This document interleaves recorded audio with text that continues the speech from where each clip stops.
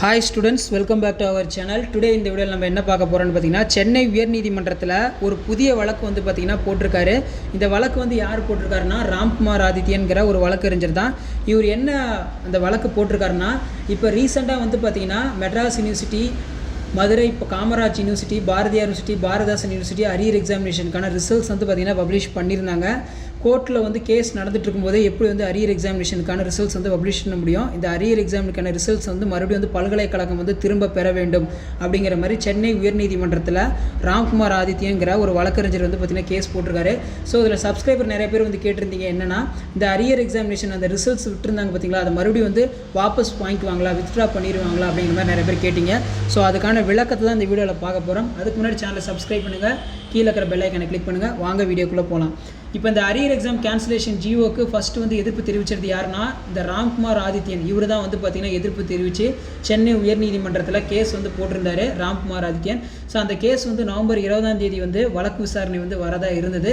So இது வரைக்கும் பார்த்திங்கன்னா 3 ஹியரிங் வந்து போயிருக்கு. நெக்ஸ்ட் ஹியரிங் வந்து நவம்பர் 20. ஸோ அதுக்குள்ளே வந்து பார்த்திங்கன்னா பல்கலைக்கழகங்கள் வந்து பார்த்திங்கன்னா அரியர் மாணவர்களுக்கான தேர்வு முடிவுகளை வந்து வெளியிட்டிருந்தாங்க. ஸோ அந்த தேர்வு முடிவுகளை வந்து எப்படி வந்து வெளியிட முடியும், பல்கலைக்கழகங்கள் இந்த அரியர் மாணவர்களுக்கான தேர்வு முடிவுகளை வெளியிட்டதை வந்து பல்கலைக்கழகங்கள் வந்து திரும்ப வந்து பெறணும்னு சொல்லி ரீசெண்டாக வந்து சென்னை உயர்நீதிமன்றத்தில் ராம்குமார் ஆதித்யன் வந்து வழக்கு போட்டிருக்காரு.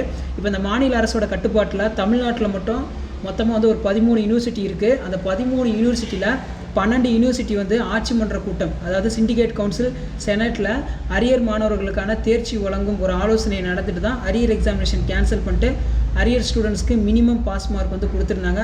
ஒரே ஒரு யூனிவர்சிட்டி மட்டும் தான், அண்ணா யூனிவர்சிட்டி. அவங்க தான் வந்து பார்த்திங்கன்னா அரியர் எக்ஸாமினேஷனுக்கு வந்து ஆப்போஸ் தெரிவிச்சிட்ருக்காங்க, அரியர் எக்ஸாம் கேன்சலேஷனுக்கு வந்து ஆப்போஸ் வந்து தெரிவிச்சிட்ருக்காங்க. ஸோ இதில் வந்து பார்த்திங்கன்னா 12 யூனிவர்சிட்டியுமே பிஜி யூஜிக்கான அந்த அரியர் எக்ஸாமினேஷன் ரிசல்ட்ஸ் வந்து பார்த்திங்கன்னா பப்ளிஷ் பண்ணிட்டாங்க. ஸோ இதை எதிர்த்து தான் ராம்குமார் ஆதித்யன் அகெயின் வந்து சென்னை உயர்நீதிமன்றத்தில் ஒரு பெட்டிஷன் வந்து பார்த்திங்கன்னா போட்டிருக்காரு. இப்போ யூனிவர்சிட்டி வந்து இந்த அரியர் எக்ஸாமினேஷன் ரிசல்ட்ஸ் வந்து திரும்ப பெற முடியுமா, அது வந்து வாய்ப்பு இருக்கா அப்படிங்கிற மாதிரி கேட்டிருக்கீங்க. அது மட்டும் இல்லாமல் இவர் போட்ட கேஸ் வந்து பார்த்திங்கன்னா அரியர் ஸ்டூடெண்ட்ஸ் எல்லாமே வந்து பார்த்திங்கன்னா ஒரு பெரிய ஷாக்கிங்கில் இருக்காங்க. கண்டிப்பாக வந்து பார்த்திங்கன்னா ஒரு பல்கலைக்கழகத்தில் அரியர் எக்ஸாமினேஷனுக்கான ரிசல்ட்ஸ் வந்து பப்ளிஷ் பண்ணுறாங்கன்னா அதை மறுபடியும் வந்து திரும்ப பெறத்துக்கான வாய்ப்புகள் வந்து இல்லை. ஏன் அப்படி சொல்கிறேன்னு பார்த்தீங்கன்னா சிண்டிகேட் கவுன்சில், செனட் இவங்க 2 பேரோட ஆலோசனைப்படி தான் அரியர் எக்ஸாமினேஷனை கேன்சல் பண்ணிட்டு அரியர் ஸ்டூடெண்ட்ஸ்க்கு வந்து மினிமம் பாஸ் கொடுத்து அவங்கள வந்து ஆல் பாஸ் பண்ணாங்க. இது வரைக்கும் யூஜி பிஜி 2 பேர்த்துக்குமே வந்து ரிசல்ட்ஸ் வந்து பப்ளிஷ் பண்ணியிருக்காங்க. ஸோ அது மட்டும் இல்லாமல் ஒரு பல்கலைக்கழகத்தில் தேர்வுகள் நடத்துவது குறித்து சிண்டிகேட் கவுன்சில் அதே மாதிரி பார்த்திங்கன்னா செனட்டுக்கு வந்து பார்த்திங்கன்னா முடிவெடுக்கிறதுக்கான அதிகாரம் இருக்குன்னு சொல்லி சென்னை உயர்நீதிமன்றமே போன இயரிங்கில் வந்து ஒரு அப்டேட் கொடுத்துருந்தாங்க. ஸோ அதனால் இந்த அரியர் எக்ஸாமினேஷன் ரிசல்ட்ஸ் வந்து மறுபடியும் வாபஸ் பெறத்துக்கான வாய்ப்புகள் வந்து கொஞ்சம் கூட வந்து கிடையாது. அப்படி வாபஸ் பெற மாதிரி இருந்தால் ரீசெண்டாக யூஜி முடித்தவங்க நிறைய பேர் வந்து இப்போ பிஜி வந்து ஜாயின் பண்ணியிருப்பாங்க அந்த அரியர் மார்க்ஸை வச்சு. அதே மாதிரி சில பேர் கேம்பஸ் இன்டர்வியூமே வந்து ஜாயின் பண்ணியிருப்பாங்க. ஸோ அது மட்டும் இல்லாமல் இந்த அரியர் எக்ஸாமினேஷன் தேர்வு முடிவுகளை திரும்ப பெற மாதிரி இருந்தால் பல்கலைக்கழகங்களுக்குள்ள ஒரு பெரிய குழப்பங்களே வந்து ஏற்படும்.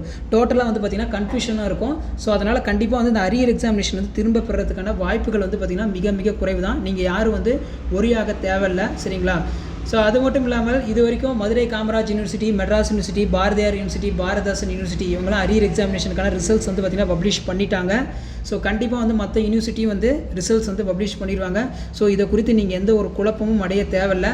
ஸோ இது வரைக்குமே பார்த்திங்கன்னா யூஜிசி வந்து பார்த்திங்கன்னா இந்த அரியர் எக்ஸாமினேஷன் கேன்சலேஷன் குறித்து அவங்க தரப்பில் வந்து எந்த ஒரு அஃபிடாவிட்டுமே எழுத்துப்பூர்வமாக வந்து சப்மிட் பண்ணல. யூஜிசி, ஏஐசிடி மட்டும்தான் வந்து பார்த்திங்கன்னா ஆப்போஸ் தெரிவிக்கிறாங்க.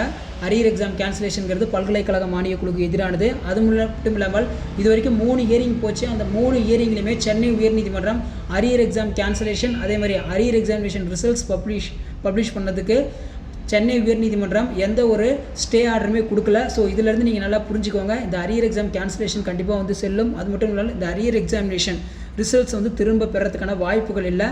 இன்னொரு வீடியோவில் அவங்க எல்லாத்தையுமே சந்திக்கிறேன். தேங்க்யூ.